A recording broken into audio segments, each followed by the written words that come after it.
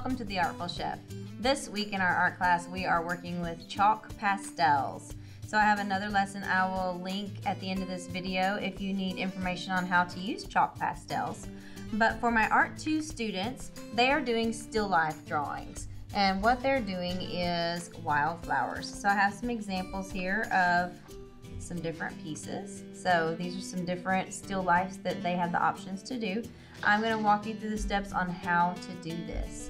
How to draw the mason jar, how to do the background, the highlights and the flowers and all those things. So let's get started. Let's begin by doing the mason jar in just a white colored pencil so that as we work and create our flowers, we don't smear the chalk pastel around. So I'm going to start with the basic outline of the jar. Please make sure that you make it big enough to hold the flowers that you're going to draw, and draw it far enough down the page that you can actually give some height to your flowers. After you have the basic shape of it, we're going to go in and we're going to add those curves to the top where the lid would screw onto it. So we're going to have a little bump that comes out.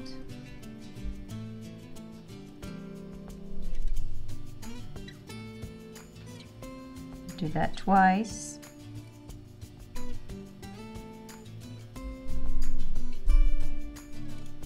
Then we have the top of the mouth of the jar. Then we're going to come in and do these curved parts.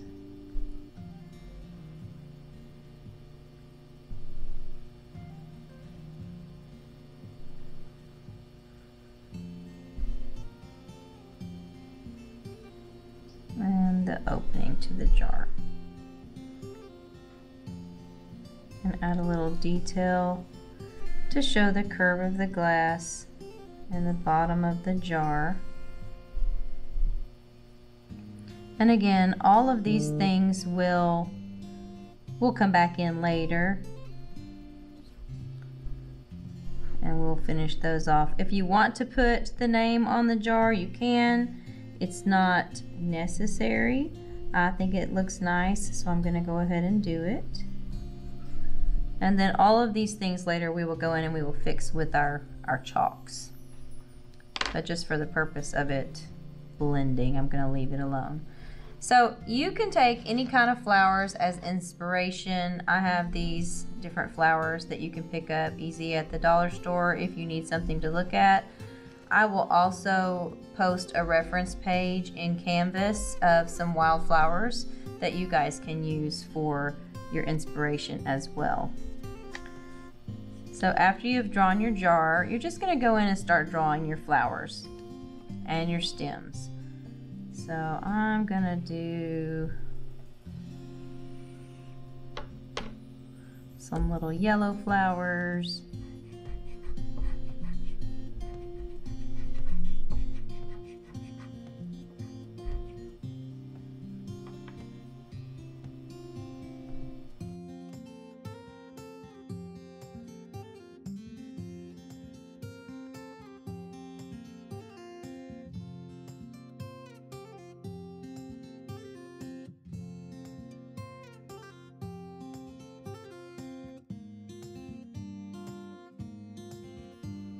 After you have completed all of your flowers, then we're going to come in and we're going to give this still life a surface that it's going to sit on. So you're going to want to use a lighter color inside the jar than what you have on the table surface itself to create the illusion that you're looking through the mason jar onto the table. So we're going to, on its side here, just color table surface.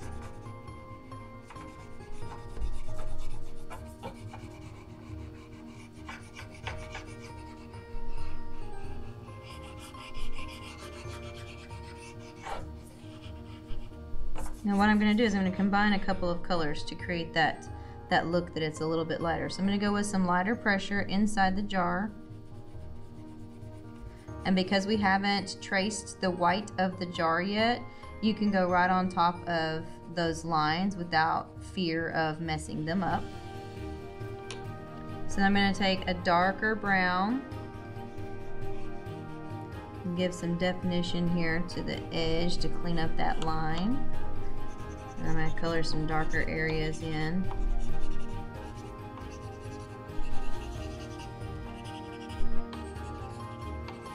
And it can be random. Very lightly come in. Definitely not as much pressure on the inside because we want it to look like it's lighter. And then I'm going to come in with just a cream color. Hit that in a few spots. And on this next part, you can use your finger, or if you don't like getting it on your hands, you can use a Q-tip. But we're just going to blend what's on here, so kind of smooth it out.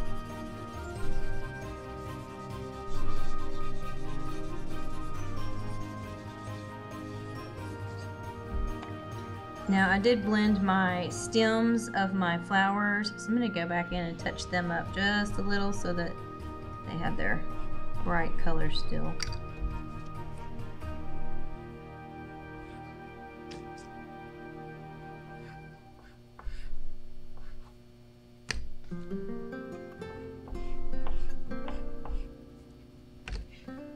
So now that we have our table and our flowers, we can go in and we can finish off our mason jar.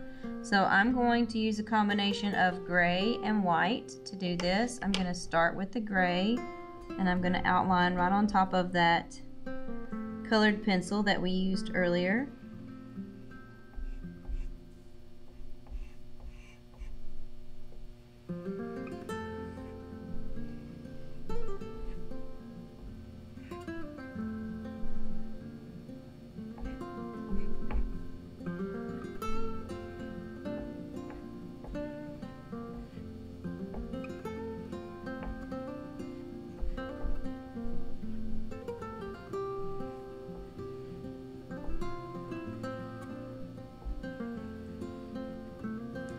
And then we're going to go in with that bright white to brighten it up here. Just in some spots, not all of it.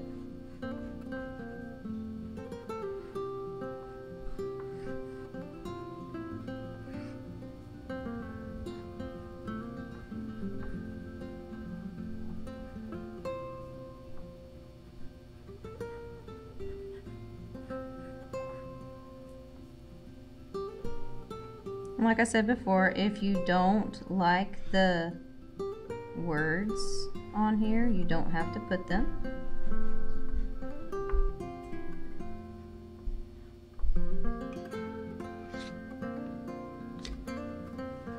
And I am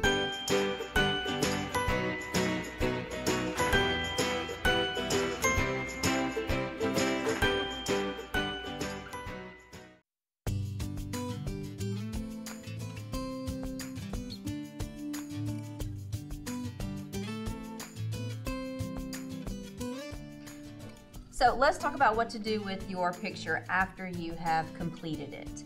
If you really enjoy working with chalk pastels or even oil pastels or charcoal, you definitely want to finish those pictures so that they will last a long time. So you need to spray some fixative on there. There's a couple different kinds that I have in my classroom. I do prefer this one, and you can purchase these at Walmart or Hobby Lobby. There's lots of places.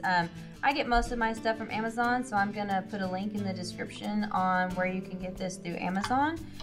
Make sure that when you are using a fixative on your final product, don't get too close to the picture, because if you get it too wet, it will mess up your picture that you've done. So you definitely want to hold it at a good distance, and make sure you spray it evenly and in a well ventilated area, because it does smell. It has a spray paint odor. But after you spray it, your chalks or your pastels, they won't smear after you touch them, and that's the great thing about it, because otherwise it's always a delicate process of handling them, because you have a tendency to smear your pictures. If you are one of my students and you are turning this into Canvas, please make sure you take a picture and upload it. If you do not have chalk pastels at home, remember that you can use sidewalk chalk. You can use colored pencils, whatever you have on hand at home. If you have access to chalks, I would prefer that you use those, but I understand virtual students don't have everything that we have in the art classroom, so just do the best that you can with what you have. If you don't have black paper, this does work on white paper, but you can't use the white on it because the white doesn't really show up very well on the white. So I look forward to seeing your work in Canvas, and until next time, have a great day.